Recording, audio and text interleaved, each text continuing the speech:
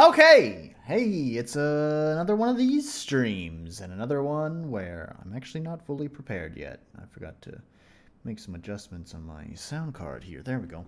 Okay, so, yeah, we actually probably don't have a lot to go over today, but that's gonna work out anyways because there's been an event on YouTube recently that I imagine most of the people who watch my stuff probably are already aware of, if not directly, if not directly, indirectly, because of the number of different YouTube channels that have already talked about this. But I'm going to talk about it anyways, just to show my support for the justice, getting justice served as it should be. But first, kind of frozen together. But first, gotta get a drink. So let me just move that out of the way. This is the last of my bourbon here. And the last of the bourbon, might as well just finish all of that off. Actually, might be, yeah, I think it'll be okay.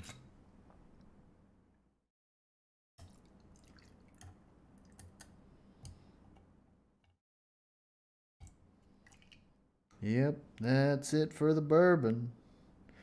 I'm gonna have to get some more next time. It's cheap shit, so it's no problem. I will pick up some for next time, or maybe next time I'll drink something different. I don't know, but I don't know. We'll figure it out. Who cares? That's next week. Right now, we gotta make it through this week.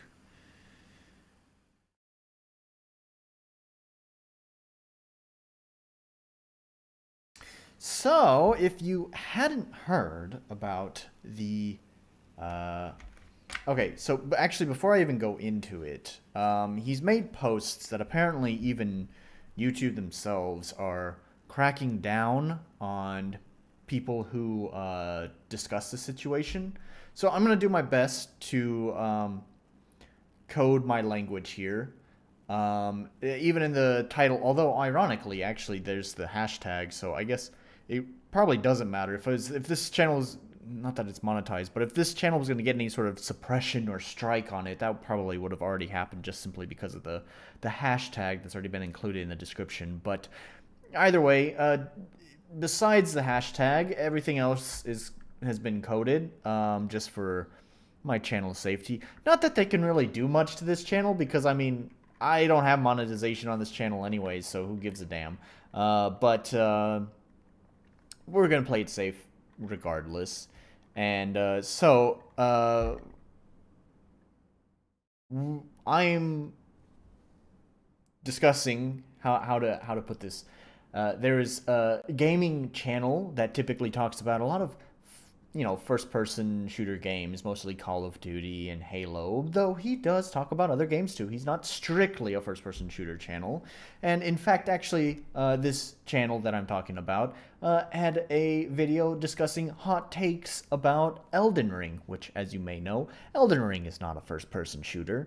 Anyways, in this video, he brought up a hot take from a channel that this is the channel that decided to strike him. And that channel starts with a Q and ends with TV.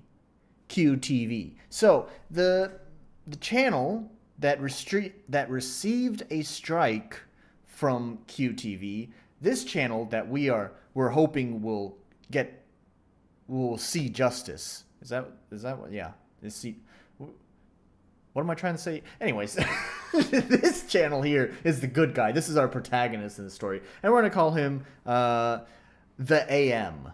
So we have the AM and QTV over here, and these are our guys. AM is our protagonist, and QTV is the antagonist of this story. And now I guess so is YouTube. But to clarify, AM himself has said this is not a war on YouTube, but also, to be clear, in my opinion, to editorialize in this whole situation, it doesn't look good for YouTube at all.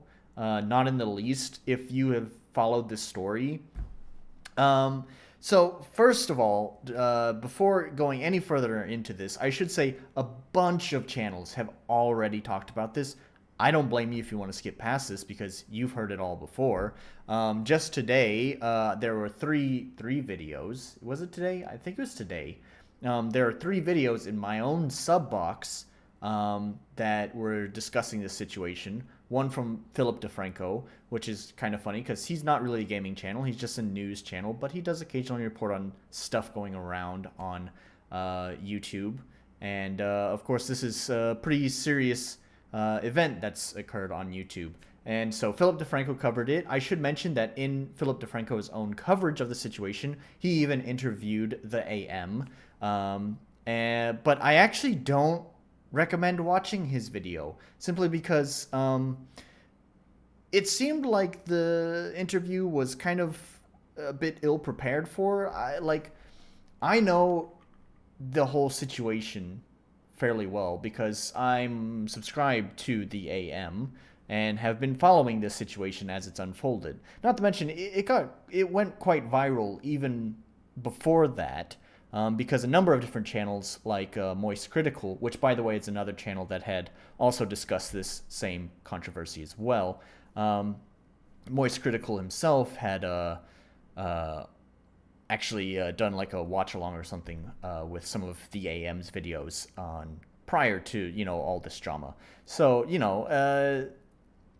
I've been following it, and I'm sure a lot of people have also been following it since the beginning, and I felt like DeFranco's video, maybe the interviews seemed like TheAM was not well prepared for it, and I don't know, it was like me trying to explain something. Is that it's not very concise and straight to the point on the matter at hand, and I think anyone who might not be fully aware, who might not be present during the situation, may misconstrued facts because it's just not spelled out very clearly in DeFranco's video. I also think his section, among all the other videos that I've watched covering this topic, his section in his video about this situation was longer than most other channels and seemed to not cover it as well. So, in my opinion, I don't recommend watching his video on the situation.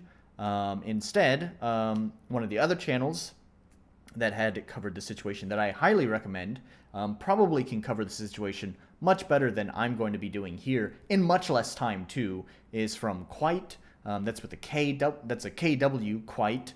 And Kwite is he did his own video, and that's not even a typical kind of video that he does, but he did his own video about the situation, and honestly, it was surprisingly well explained, the whole situation, despite his own tier of humor. He still had his own humor there, but even despite all that, I think it was still very concise and very clear about how this whole situation has happened. And so honestly, I just recommend you go watch Kwite's video. If this is the archive, I didn't think about doing this beforehand. I did think about talking about this beforehand, but I didn't think about actually putting a link to his video in the description. So I'll do that after this stream. Hopefully I remember. I'll put a link to his video in the description as well. I'll also put links to the other videos that, like DeFranco's, and the other one is a Renn's review as well. Those are the three videos that showed up in my own subscription box covering this topic. And I'll put those links in the description as well.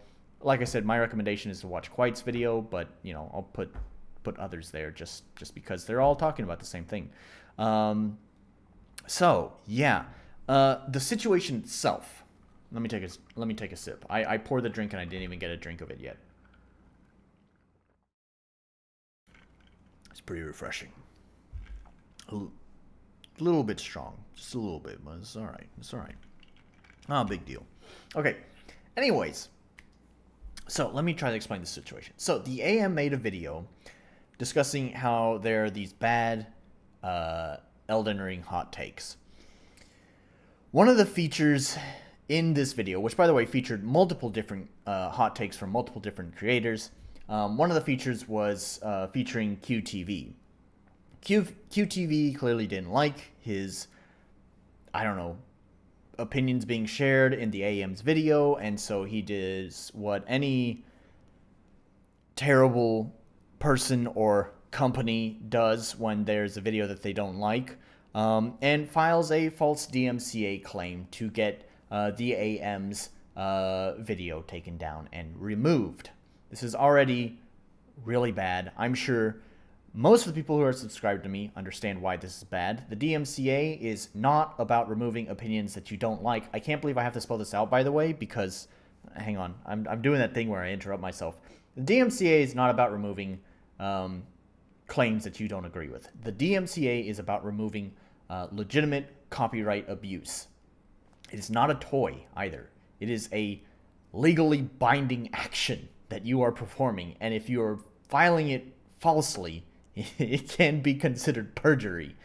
So, anyways, DMCA, serious stuff. Don't fuck around with it. And I think most people on YouTube know that. Most people who are in the YouTube culture probably know about DMCA bullshit, especially if they live through the, as I mentioned in my own DMCA video, like I think it might have been like 2016, 2015 era of YouTube where there's all the false copyright claims just going everywhere. The cool cat era of YouTube, as it were. Yeah. I can't believe I have to spell this out about the DMCA because I had actually shared some of my own issues with a recent DMCA strike that I made a video about. I recently shared that on Reddit, and there was someone there who clearly doesn't understand what DMCA is because they were effectively defending Tiefel's use of the DMCA on my channel, which, as someone pointed out, regardless of whether my opinion is right or wrong, that doesn't really matter because that's not what DMCA is for. It's not about how right or wrong the opinion is. It's about copyright issues. So anyways, that's beside the point.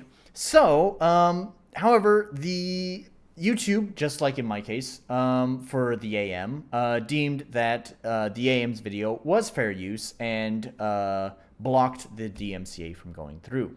From that point forward, the Act Man... Oh, God, I just said it. Oh, no. I knew that was going to happen. I can't speak in code. Pretend I didn't say that. The AM, and I'm sure that's not going to be the last time that happens, so I'll try to get through this quickly. The AM then made a follow-up video on QTV's, attempted DMCA on his channel and brought up the fact that QTV has been doing multiple terrible things that break YouTube's TOS.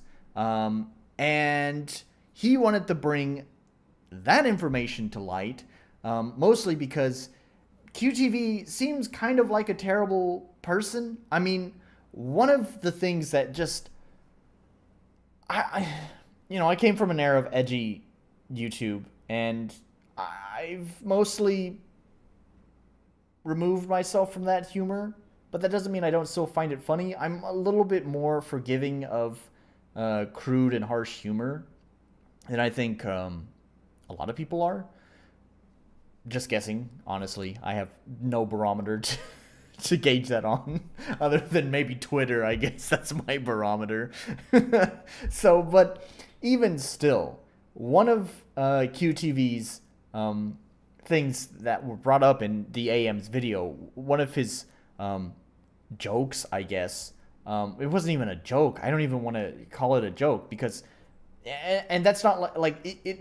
I'm not saying like that's not a joke because it's not funny. Like, no, I'm saying it literally wasn't a joke. It more seemed like he was making a inappropriate remark. It didn't even come close to a joke. And it was basically saying that he had a picture of some gay people, some lesbians, I think it was. And he captioned the picture as something along the lines of, "It's so disgusting, I wish they had gotten..." I wish they were victims in the, what was that shooting at there was like a gay nightclub or something, and where like 47 people got shot, and his caption for the picture was like, I can't believe, or I wish they were victims of that. It's just like really fucking disgusting.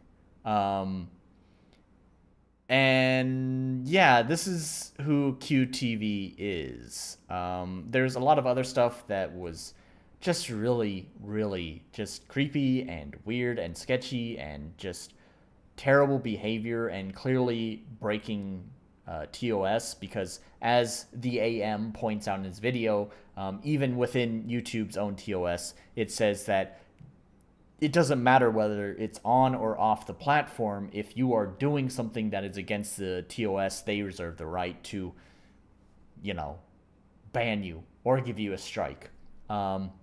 Which they did decide to use. That's where this story is going. But we're not there yet. Yeah, this was what originally TheAM was trying to bring to light, was that that QTV is breaking a ton of TOS and doesn't really deserve to be on the platform. Were it not for some of the just, heinous stuff that he said, saying that some people should have been victims of a terrible mass shooting, I would almost say, like, I don't know, like, you shouldn't go that far, like, to say who or who doesn't deserve, a platform. But it's hard, really, really hard to take that stance when, QTV says that kind of shit. That I don't need to repeat again. Not to mention all the other numerous things. So, kind of had to take TheAM's side on that as well. So that was the first video he made about, or that was the first dedicated video, I should say. The first dedicated video he made about QTV. And basically, I don't remember exactly what happened from here from this point. Did he try to file something? I think he tried to file something with YouTube about QTV. And basically YouTube said, there's nothing they can do about it. Yeah, TheAM shared all this information with YouTube in hopes of, as his goal was, to deplatform him. And unfortunately, I believe that's how the story goes, is that at this point, YouTube basically said there's not enough evidence, or we don't accept evidence that's like screenshot evidence or something like that. They need like more concrete, like direct evidence that they can, I don't know. It was weird. And so TheAM decided to make another follow-up video, another video that was directly about QTV. And this one was probably just, like, it clearly had a lot of work behind it, where he structured his arguments and provided evidence that was just very clear to paint a very clear and obvious picture of how wrong QTV is, and that he doesn't deserve his platform because, get this, he's ban evading. He's already been banned from YouTube once. If I remember before, it was this first ban was for hate speech. Go figure. Considering he's saying stuff like, the mass shooting thing I've already said. No surprise there that he would have gotten banned for that. So, what happened next was, well, so, before we even get there, so QTV, this is also just how nuts this dude is, effectively doxes TheAM and calls TheAM's mother. Because that's okay. All right. So yeah, so after his very well-structured video just demonstrating how terrible and why QTV does not deserve to have this platform, he makes a few edgy jokes. And I will admit that to anyone who might not be aware of how terrible QTV is, these tweets that he made may be perceived as maybe a little too edgy.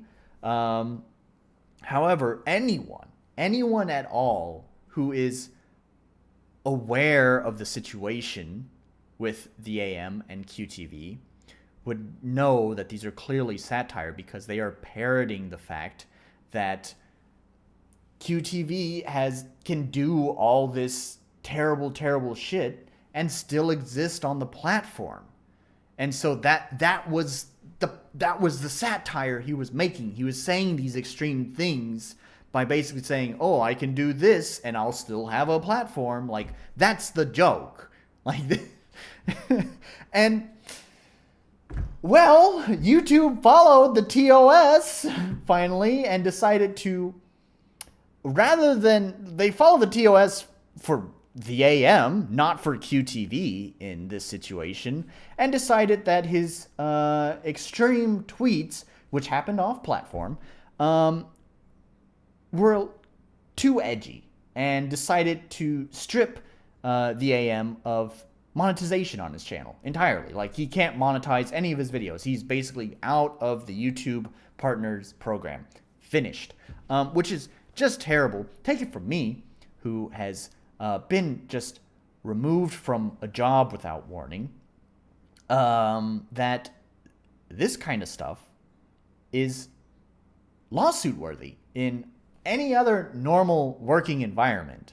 But of course, YouTube is special. And YouTube, unlike regular employers who would, give a warning, are required by law to give a warning before just booting their employee out the door, YouTube's kind of above that. Even though people rely on YouTube as their primary source of income, and yeah, technically it's not an employer, but it's still kind of similar to that kind of relationship as far as the money goes. So it's kind of fucked that, YouTube can, without warning, completely strip someone of their monetization, their income.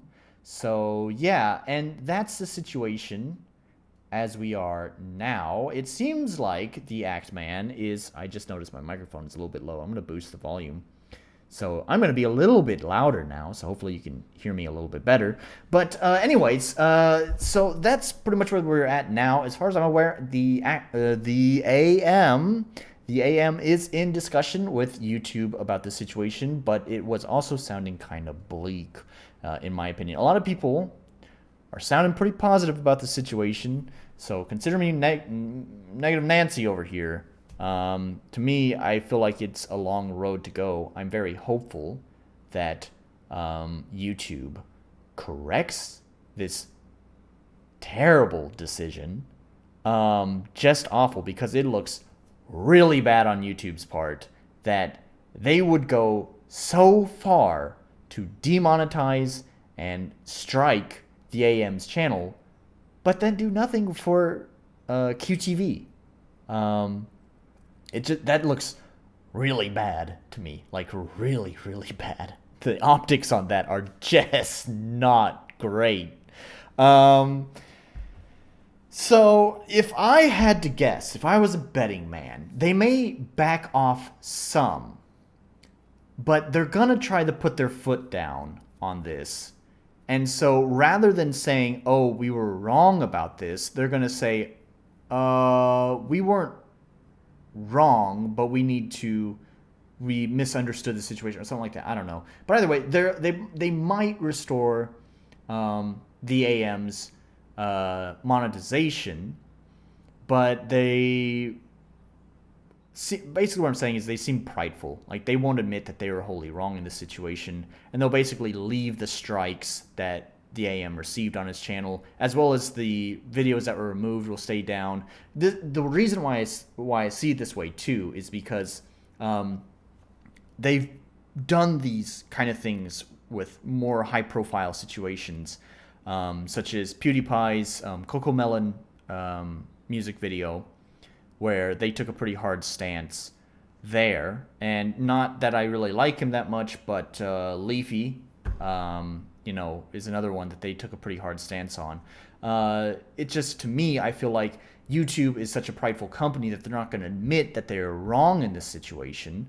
But they will say that, oh, maybe we overextended the, or we, whatever, overextended the, what the fuck am I trying to say?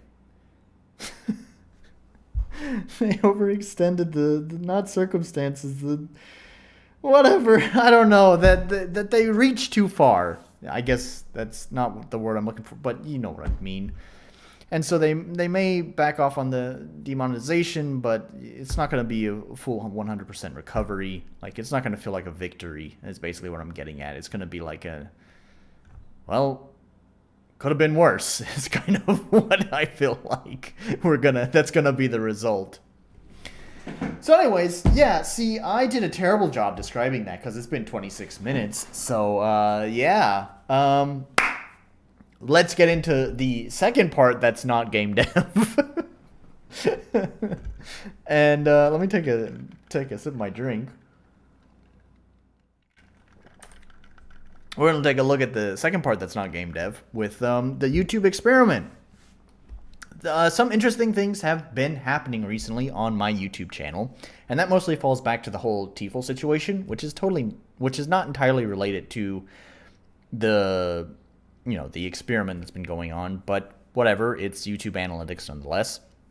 So as I had mentioned, I had posted the whole TFL situation on Reddit, and it's not like it went viral, but it got a reasonable number of views. So it kind of boosted the video. To be clear, the post on Reddit was really not about driving more traffic to my channel. It was actually more about just kind of giving a summary of why I believe TFL is a bad company. And so actually, honestly, the post on Reddit pretty much was the review, but actually way more concise and better worded because, you know, I'm not great at speaking. So anyways, so I don't think I did link my video there anyways, but it was down at the bottom and I mentioned, you know, it's nowhere near as concise. I don't think it drove a lot of traffic compared to how many views got on the Reddit post itself, but regardless, we can take a look at it here. You can see here's the TFL. TFL feels like a scam and I recommend avoiding it to save your money. And you can see now the views have been jumped up to 43. So not bad. Relative to the kind of views that I normally see on my channel, 43 is pretty good. So yeah, and I think this drove engagement and traffic to my channel. Of course, most of that traffic is not going to translate to regular viewers. However, there's still been some interesting activity on my previous dev streams. And you can see here, so the beginning of this YouTube experiment started here with game dev number 15. And you can see that it's gone up to 27 views. It had a bump in views during this past week, shortly after I'd done the TFL, or after I shared my opinion on Reddit about TFL. So I think maybe some people might have possibly jumped ship from the TFL video over to my game dev videos. Maybe, I'm not sure. I don't know. It could have just been a coincidental bump in views there. What is more interesting as well is that my prediction that I made last time about my view stats with my last week's stream were not true, because I had predicted that it would have about the same number of views or possibly even less views than this one, dev stream number 16, the week before that one. And as you can see, actually, it has, as of this time, one more view than than dev stream number 16, which is pretty cool. I'm not really sure why that happened, but also the other interesting thing here is that starting with the YouTube experiment, there is a noticeable difference in the amount of views that I have compared to previous dev streams. So like if we look here, we have, you know, the big one, dev stream number 15, when the YouTube experiment started with 27 views. And then 16 has 13 and 14. let's just say, let's just pick the lowest number here and say that's what we're looking at for regular views. It's not very scientific, but that's fine. So let's just say for regular views, 13 out of these. I get at least 13 views out of these recent, this recent YouTube experiment. And if we look at previous dev streams, you can see 8435 to 843 to 10. 10 is not bad. 43497, and then the very first one where everyone was excited to see me starting the game at 15. So the only one that actually had any sort of interest at all was the first one. Makes sense. And then after that, views sharply fell off. I don't know why number 6 has more views, but that's how the YouTube do.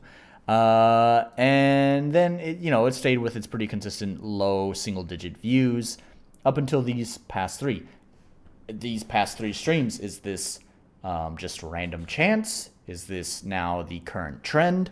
I don't know. It's not really enough data to make any sort of real judgment out of it, but considering the YouTube experiment that I'm running is just for 4 streams, if this stream that I'm streaming now, which is going to be the last video of the YouTube experiment, gets similar views, then I guess some of the things I've done are working.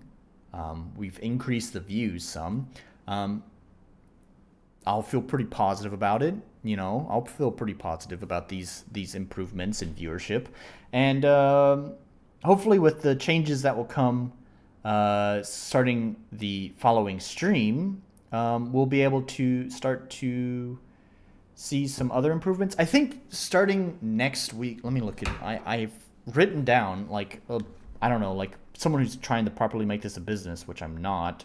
I don't know how long I will be able to do this, by the way. But if I were to do YouTube like a proper business, I have a list here of video ideas and like some research and like notes and links and stuff like that for some upcoming stuff. And if I were able to do this pretty much at least once a month, I think we'd be able to see some pretty good improvements in viewership if they pay off as well as I hope. But anyways, so I actually think I'm going to move some stuff around, and I think next week's stream is going to be kind of special. No, I can't do that because, well, yeah, I don't really. Okay, so it's not going to be next week. It's not going to be next week, but probably the following week after that. Starting from that point, I have like some actually special content that I've like done research into. It's still going to be this live stream kind of thing because I've mentioned it before. I just hate editing. It's definitely a video format that would work better as an edited kind of video, but we work with what we got. I hate editing, so we're gonna have to deal with it like this. But it's a topic that I feel really excited to talk about, and I've done a lot of research on this, and I think I have a lot of resources that I'll be able to bring up on stream to show you what I'm talking about. And point of me bringing this up is just that next week, basically what I think is going to happen is we're going to more or less do this same kind of thing that I'm doing here, where I'm analyzing the experiment, looking at stats and stuff. So it'll basically be that, and then just regular game dev following after that. And so, it may not be the most interesting, but we're also going to, starting next week, do some of the smaller changes with my step 2 of the YouTube experiment, which is to make some improvements to the thumbnail and make some improvements to the titles of my videos as well. So we'll start seeing some of that coming up. Speaking of thumbnails, I just, as usual, just realized that, let me move this over here. I just realized that, as usual, I forgot to change the thumbnail on this. So let me do that real fast before I forget. So that one's angry, so we want to go to whatever the next one is. I gotta find my thumbnails. Thumbnails are here. Mad, so we're on smile now. I think, well, we'll talk about thumbnail ideas and stuff like that next week, because like I said, I think that's going to be the first half of my live stream next week, is just kind of analyzing how this YouTube experiment has gone. It's not going to be much different than this, but we'll also talk about some of the changes that I'm making and what part 2 of the YouTube experiment will look like. More in depth about, you know, like the upcoming video and stuff like that. So anyways, since these 2 videos did not reach 20 views, I don't think I have access to the proper analytics. I probably should have gone to the 14, the audience retention. Like, it's going to be missing a lot of information because it's just too low of viewership. Yeah, so I don't have access to audience retention. So that's also another problem, is probably next week, even when I do the YouTube experiment, is I still probably won't have a lot of information to really analyze the success other than just views and engagement. But even engagement for me is like not a valuable tool for looking at success, because, like, you know, here's right now it's just too small is basically what I'm saying. Like, if I had more views with more engagement, then, you know, or even just more views in general, then I think it would be worthwhile looking at engagement. But like you can see, like, I have 1 like on this video that only has 4 views. Why is that? Who knows? But then you have things like my beginning of the YouTube experiment with 27 views, and there's no likes on it at all. So like engagement, stuff like that is not very useful. So the YouTube experiment, there's not going to be a lot to analyze next week, but we're going to do that. But for now, let's move over to game dev and talk about what work has been done in RPGMaker. So let's open that up.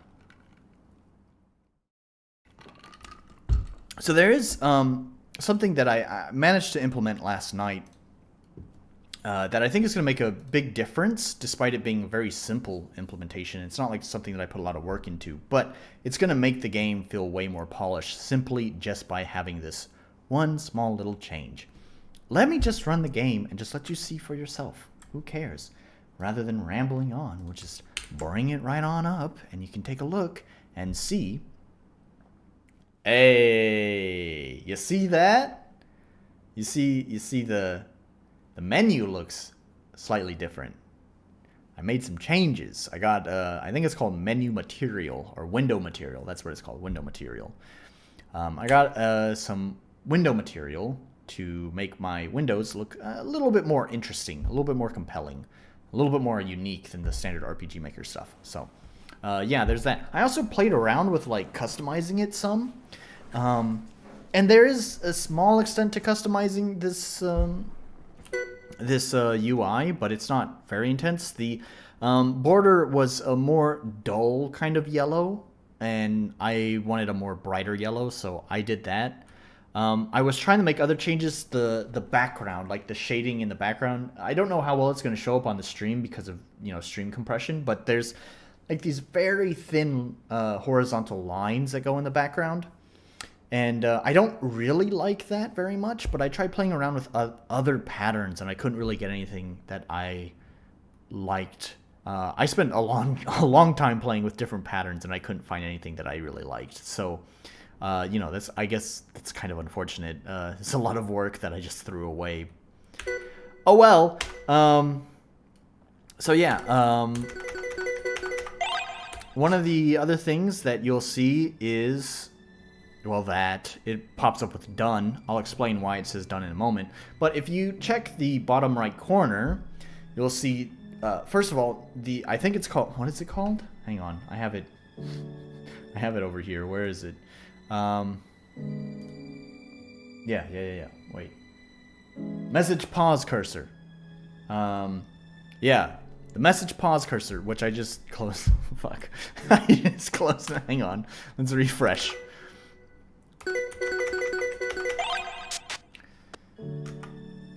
Why did I? Oh my god, it's such a habit.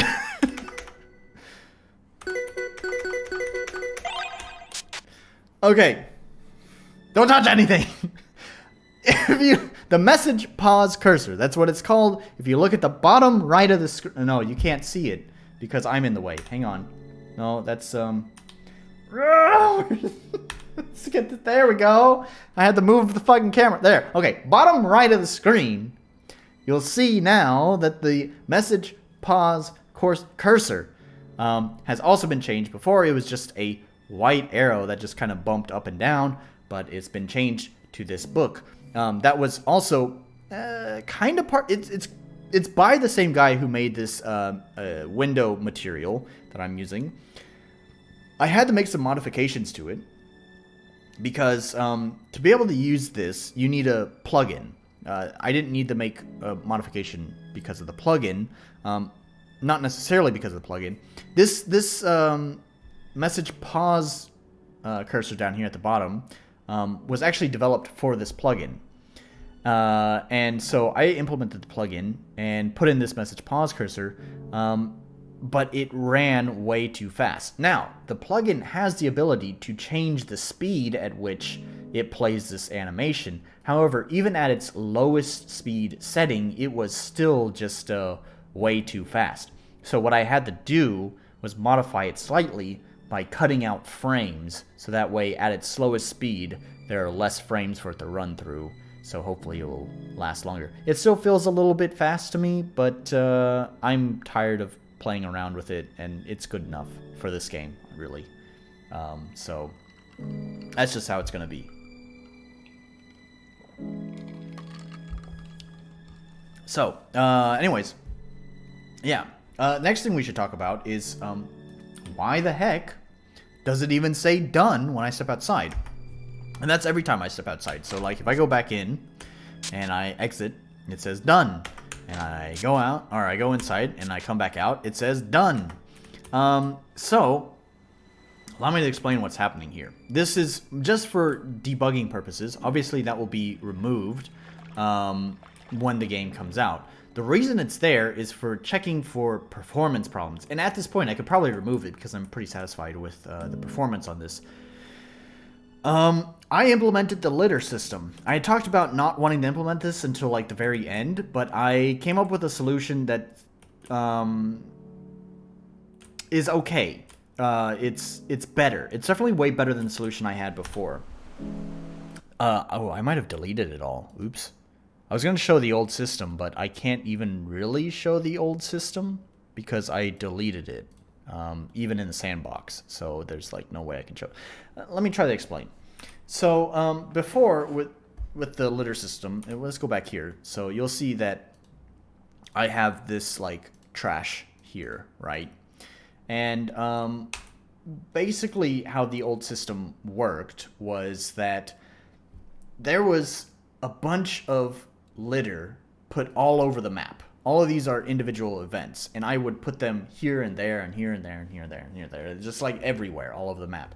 But each one would correspond to a different switch. And then a random number generator would basically pick which switch to turn on, would turn on that switch, and so only a select few bits of trash that were assigned to that switch would appear on the map. Only those ones that would appear on the map. But as you can imagine, I'm spamming the map with event after event because there's like, I don't know, there's like 40 or 50 different pieces of, or 40 or 50 different events associated with each piece of trash that the event system just got clogged up, and it was very messy. So it was effective, like in the sense that it didn't take a lot of processing power because it basically relied on pretty much just that random number generator, and that was it. But as I mentioned before, in RPGMaker, let's just go here. Is that the new? I think that's the new trash controller. Let me not fuck around with that. Where's... Whatever. Let me just create a new event. So, for example, this is for multiple different things, but in this case, what often gets used and where I run into it the most is setting movement route. So, any NPC, chest, trash that spawns randomly on the map, anything other than tiles are going to be an event. And setting movement route is for any sort of event. So if I wanted to say in this, I don't know, event, in this cinematic, I guess I wouldn't really call it cinematic, but in this story moment, I'd want to assign an NPC to move from here to here, I would use a set movement route option, right? But it always starts by default on the player. I don't want to move the player, I want to move this NPC. So now I click on the drop-down box and oh no, every single event on the map is now present in this drop-down list. Okay, you think, well, you just type in what you're looking for. So I type in, oh, I'm looking for flower number 0. So I type in FLOW. Oh, it doesn't move. It doesn't matter if you type, because even though we live in, like, that's been a default kind of feature in most major software for I don't know how long, having a filtered search, it doesn't exist in RPGMaker. And so the last thing I want to have to deal with, and the reason why I didn't want to implement the trash until like the very last thing, was that I didn't want to spam countless numbers of trash events, literally like trash, like this, on my map, and clutter up my event list and make it miles and miles long that I'd have to scroll through just to find, one NPC. And so that's why I wanted to save it till the very end. Now, here's why I decided to implement it. First of all, because like I said, I came up with a much cleaner solution to this problem, where it only relies on the exact number of pieces of trash that I want to spawn on the map, whatever that may be. I've set it to 6. That may change in the future. It could be 6, it could be 7. However many I want to spawn on the map, that's the exact number of events I need. But also, the only reason why I wanted to put in the time and effort to think of a better solution for this anyways was because I had mentioned last week that I now have the capability of starting at the beginning of the game and playing all the way through to the first level and actually be able to interact with all of the necessary components that come with progressing your character. So I'd actually get a better feel for balancing. However, I realized while doing that, I still have to use debug stuff to interact with the community. This little switch right here is a debug switch that I built in that will automatically rank up the community for me. And that the reason why I had to use that was because, well, I don't have the trash implemented yet.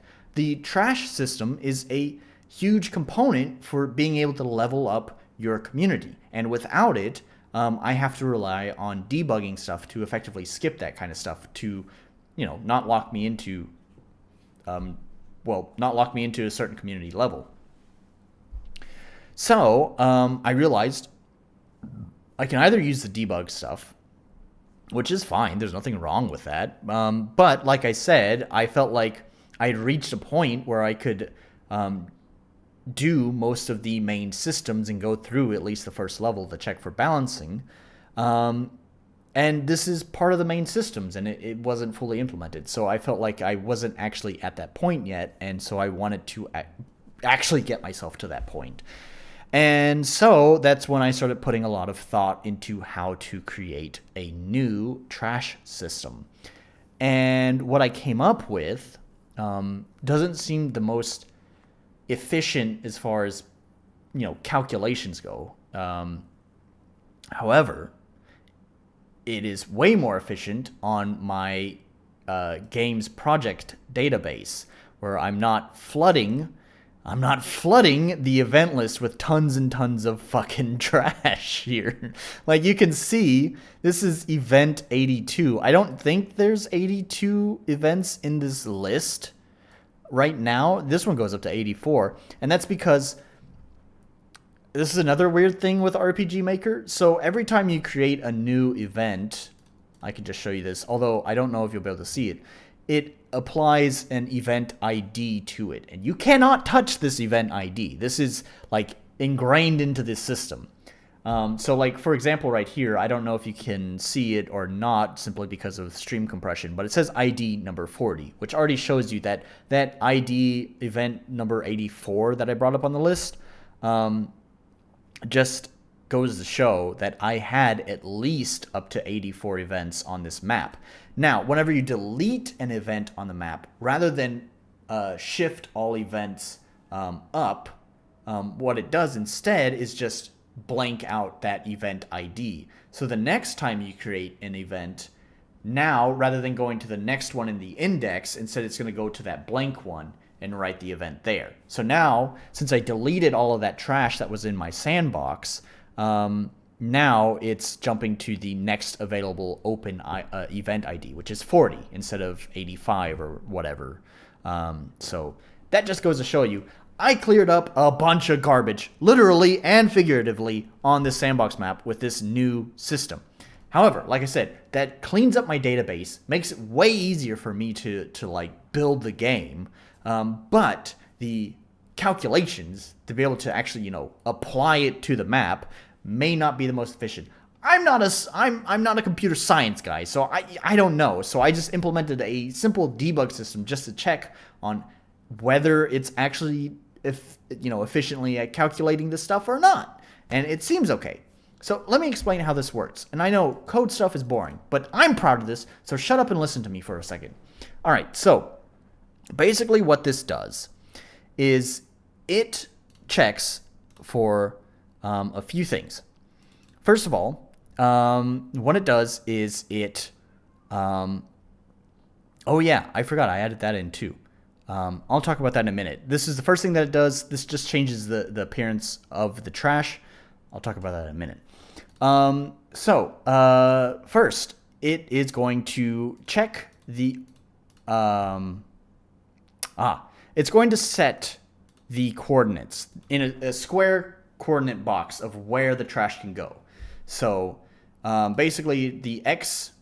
So it's going to say, you can put trash from here to here. Those are your X coordinates. You can put it anywhere on the X coordinates in this area. And then it checks for Y coordinates, same thing, like in this area from the lowest to the highest possible Y coordinate. So lowest to the highest. Once it has assigned that, now it's going to set, it's going to pick a random number within that region. And it's going to move the first piece of trash to that, within that square that I just assigned. And after that, it checks where the piece of trash is assigned. If that piece of trash is not within region 32, the blue squares here, then it's going to roll again. So basically, it's going to go through that whole process again. And it's going to keep repeating that process until that piece of trash lands inside of this, one of these blue squares, anywhere in these blue squares in region 32. After it does that with one piece of trash, it now goes to the next piece of trash and repeats the process. And goes to the next piece of trash and repeats the process. And goes to the next piece of trash and repeats the process. So as you can see, it's not very, it doesn't seem very efficient to me, because it's basic. First of all, it's doing things one at a time. It can only roll one piece of trash before it moves on to the next. And then it moves on to the next. And then it moves on to the next. And, like here, this seems like an extreme case, because region 32 is very thin, very long, and fairly tall for how long it is. It's basically what I'm saying is it's not very square. There's a lot of negative space because I can only assign a square, right? So that means all of these pixels here, here, here, here, here, here, here, and here, here, here, here, here, here, here, here, here, here, here, here, here, here, here, here, here. Like all of these unassigned squares are possible places that it can place the trash object and then say, oh, oops, that's not region 32, and then have to move it again. And the more time it has to spend trying to find where region 32 is, the slower this process is going to go. And it's going to have to do that 6 times. So this is where I was checking for the efficiency of this process, because I wanted to make sure that it is not really, really slow, unbearably slow for it to figure out where to put the trash. So that's where I put done. So done will pop up immediately after it places all of the trash. So to go back briefly, First of all, here at the top, there's two things that I've done. So first is show picture. So this is basically to hide something that kind of funny that goes on. So technically, you're able to move while it's doing this process. And I may change that in the future because it might seem like, kind of like a bug. Even though I don't really care. But basically, it can run this event in the background. But it looks kind of bad because you just see like bits of trash just kind of like randomly appearing and disappearing on the map as it's trying to find where region 32 is. So they'll keep blinking in and out of existence, you know, in a single frame, and it looks kind of funny. So to hide that, it basically shows a black picture over the screen. So the whole screen is just black while it calculates all of this stuff, so you don't see random bits of trash just appearing everywhere. It's just for aesthetic purposes. It's not necessary. And then it'll remove that picture once it gets to the end of the calculation. Now, the second thing here is the trash random appearance variable here, which picks a number between 1 and 4. And basically what this does is just, again, it's aesthetic purposes. It's not necessary. To make sure that the trash on the map feels more randomly generated and not just like the same bits of trash appearing all the time. You can see like up here, there's 2 of these cans here and here. There's 2 logs here, and 2 bits of paper here and here. It starts to feel kind of formulaic if you start to expect, oh, I'm looking for 2 cans, 2 logs, and 2 papers. That starts, it becomes a shopping list. So to try to prevent that, I want it to feel more like it's randomly generating trash, even though it's not. It's not randomly generating trash.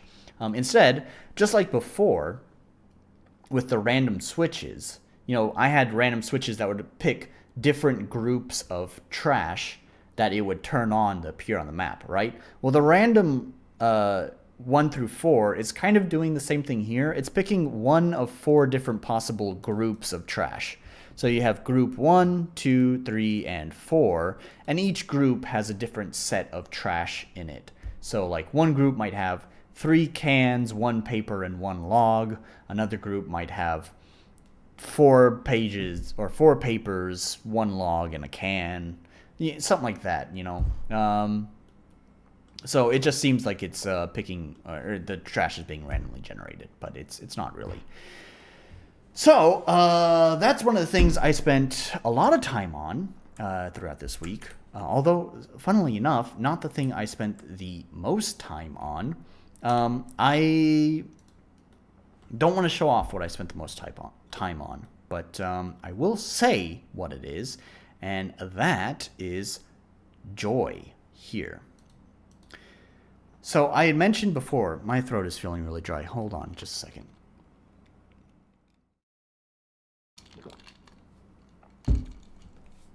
So I had mentioned before that, I wanted to give Joy an intro.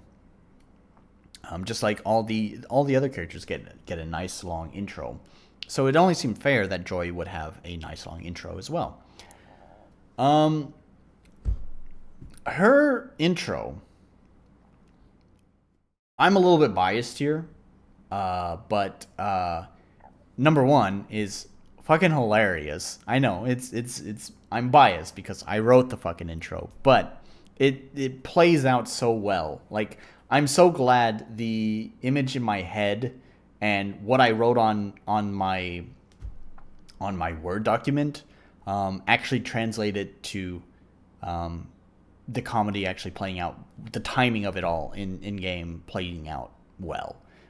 So first of all, it's hilarious, but second of all, requires a lot of like scripting. It's not just like dialogue box, dialogue box, dialogue box, dialogue box. No, it actually requires like a lot more scripting like that. There's a lot of stuff that's going on in the event, and it's great. I really like it. I'm not even finished with it because I actually had to do some custom artwork. It's not super good custom artwork, but I did have to do it. It took a while to get that custom artwork just right. So yeah, I spent a lot of time perfecting that artwork to make sure that it worked right, to make sure that this comedy plays off pretty well. And I think it does. And that's basically where I left off, was finally getting that implemented, where now there's just like the last little bit of her dialogue left. Shouldn't take me long. I was hoping to get it done today, but I've been super busy today. Saturday's usually a pretty busy day for me, so I wasn't hopeful, but... Well, I was hopeful, but I figured it was unlikely, and I was correct. It was not possible for me to get around to finishing her dialogue. But it doesn't matter. I don't want to show it off this stream anyways, so I don't want to show it off on stream at all. I want you guys to play the game and discover it yourself. Have a few laughs. Hopefully you'll have some laughs. You know, it's hard. I think it's hard to pull off like slapstick humor in a pixel art game, especially one of such like limited art. Like, I'm sure anyone who can do like multi-framed, you know, sprites and stuff like that might be able to do some pretty good comedy. But like in an RPGMaker game with like 3-frame sprites, stuff like that, it feels like it's difficult to do comedy. It's relying a lot on the writing. So I'm pretty happy that this turned out well. I hope you guys will give my game a try whenever it comes out, which who knows when that'll be. But you know, we're coming along pretty well. That's the thing I wanted to talk about, because first of all, that's pretty much it. That's pretty much all I've done this week. I'm going to be honest. Although I did do a lot of work, like Joy's intro has taken a lot of work, as well as figuring out and implementing the trash system, which I should show off. Let's just start loading up the game now. I still also kind of slacked off a little bit this week too. I took a couple of days where I didn't feel like working on a game at all. There's one day I was so tired that I basically came home, ate dinner, and just went to sleep. I didn't do any work at all. So, yeah. So I think I could have done more work, but I was a little bit lazy this week, so I didn't get as much done as I had hoped. Anyways, let's take a look at that trash system. So yeah, there's the done. You can see that, like, let's just do it again. Now that you know what the done is for, it's about checking how quickly it can process placing each individual piece of trash. There's 6 pieces of trash, right? So how quickly can it find where region 32 is for 6 pieces of trash? And you can see it's almost instant. You can barely tell that there is a delay there. So, you know, I can probably remove the whole done bit there, but I've left it in just because I'm lazy. But that's what that is. So you can see there's a log there, and so basically how you do this is you just pick it up just like that. Just walk over it, step on top of it, and you pick it up.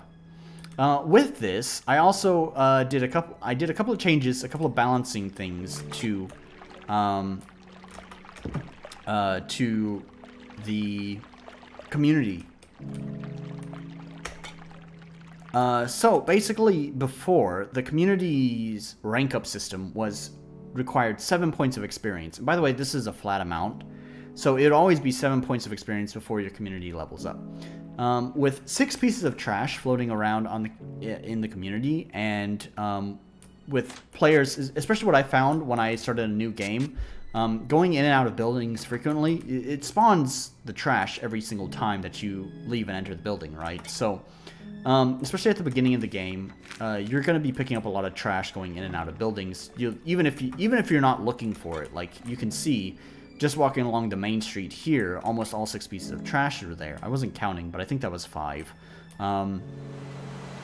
So I decided to greatly increase the amount of experience required to level up. And this changed a number of different things too. It also allowed me to do some more, to be more generous with NPC events. So now it requires 20, and I may change that again, so don't take this as like fact before release, because it still kind of feels like 20 still might not be enough. It might need to be more, but anyways, we'll see. for now, it's been increased to 20 experience. And that's to say that, by the way, the trash itself only adds 1 point of experience. But because I've increased it to 20, NPCs can now have more wiggle room for the amount of XP that they give. When it was just 7, it was basically like even just 2 points of experience would feel like pretty generous. You know, that's a lot. That's a pretty big chunk out of that 7. But now I can do things like 4 or 5, which is still a big chunk. But, you know, I have a couple of more digits to play with before it starts feeling super generous, you know? So, because like before, 1 feels too low for doing something for an NPC. 2 was like, it's like, that's a little bit high, but, you know, I don't have anything less than 2 other than 1, but 1 is definitely too low. So it's like, now I have a little bit more wiggle room. NPCs are a little bit more rewarding for the amount of experience they give you for interacting with them. So yeah, that's the system. Oh, there's one other thing that I implemented just for fun. I didn't have this before, but now that I realize with the trash system in place, it might be fun for players to see how much trash they have collected in total. So, when you go to your save, you'll see your lifetime trash collection down here at the bottom. Lifetime trash collection. You can see on this account, this save, there are 16 bits of trash that I've collected throughout the lifetime of it. So it's pretty cool. I like that little addition to it as well. I'm looking into some other plugins as well, where on the status menu, I'll be able to include some statistics throughout the game, such as, you know, amount of damage you've done, stuff like that. I'll also have the ability to add some things like the lifetime trash collection to that statistics menu. So you won't just have to go to the save. You won't just have to go to the save crystal to be able to access that information. You can just open it from the menu at any time. So yeah, hopefully I'll have that implemented next time, but maybe not. Oh, here's the last one. So we'll have to see. But yeah, anyways, yeah, so before I wrap up, it's going to be kind of a shorter one. We usually do about an hour and a half. We'll see how much I ramble for this last little bit. I just want to say that I don't know how much longer I'll be working on this game. I still think we have a few months to go before I could even consider a release date. Because one thing is I would say it's a few months to go to finish like production part. That's like building out the levels and most of the quests. But then there's kind of like the final like Q&A and polishing and stuff like that. And I don't know how long that's going to take. But we'll say just a few more months for the like production of it. Which I think it feels pretty nice. I kind of feel like we're getting close to a halfway point here. And even though I don't have, you know, the cave level implemented, and I don't have the forest level implemented, and portions of the, you know, the final area there's still big portions of the final area that are not complete at all. You know, the town itself is coming along really well. I've been able to implement a lot of this dialogue that I've been putting off. I guess thanks to my job where I have fuck all to do for most of the day. So thanks to my new job, I've been able to do all this dialogue that I put off. So I don't know. I would say if I had to give a rough guess, I think actually saying being halfway done with production is probably too generous. Let's say more like 40%. So we're definitely like making a lot of progress. And it's kind of funny to go all the way back to like the first game dev streams and to see where this game had started. I think that's one of the cool things about these game dev streams is that you can like watch the progress of the game as it goes up over time. You can also see the change in the way that I've done these streams over time as well, because originally I started these streams as just like, I'm going to work on the game and talk some shit while I work on it. But that didn't really pan out because I want to focus more on just, development and not talking. So that's when eventually I changed these dev streams into just talking about the progress I had made over the past week, rather than trying to promise work while I'm streaming. So anyways, yeah, I guess that ramble was not very long. I don't know. It's not much to say, much more to say other than that. I think that's really all I wanted to say. So, I don't know. It's looking good. I'm excited about this game. I know it's an RPGMaker game, which RPGMaker doesn't have the best of reputation. It's using a lot of bot assets that have probably been seen a million times more. So the art style is not the most interesting, most appealing. But I hope the few people who do watch these dev streams, which most of you don't even make it to this point in the video anyways. So if you are a rare, very, very rare person to make it as far into the dev stream, I hope you're interested in it. I hope the gameplay, the mechanics of it, is what's interesting. Because obviously the art is not super interesting.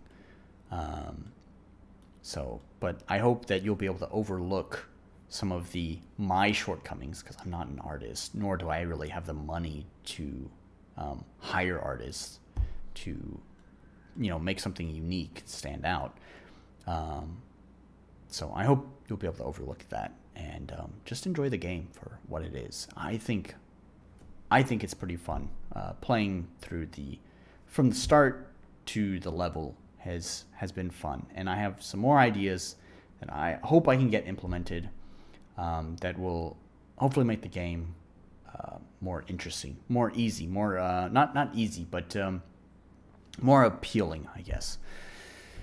We'll see as time goes and see how my funds go as well. But anyways, I think that's going to be it for the dev stream this week. Sorry, most of it was rambling about YouTube drama and then, of course, the YouTube experiment. Next week, we'll also probably, unless something crazy happens, there's not going to be anything about the YouTube drama, but there will be the YouTube experiment next week, and then we'll do more game dev after that. So that's the plan next week. And then the week after that one, again, as long as everything goes according to plan, I have a pretty big video idea that I'm going to be doing live because I don't edit. So if you are around to come watch it live, do come watch it live because it's special. It's something I've done a lot of research about. I will give you a hint. It is about RPGMaker. It is about this tool I'm using. So even though it's not necessarily going to be about game dev, it is still very relevant to what I am game deving in.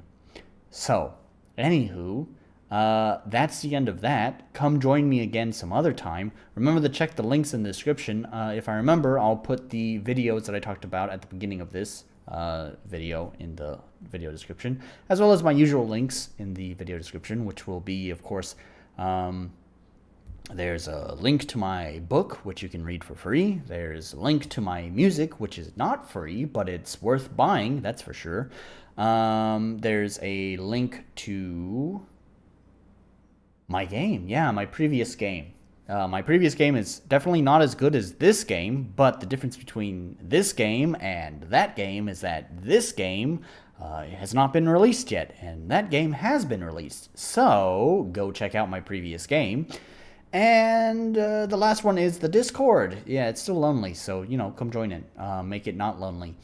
Also, the fuckers who are in there, if you fuckheads are watching this, say something. Say something in the Discord. Anyways, so yeah, that's going to be it. Thank you guys. Do the like, comment, subscribe, and click stuff in the description, and that's it. Thank you very much. See you next week with YouTube experiment and analysis and YouTube experiment part 2. All right. Thanks. Bye.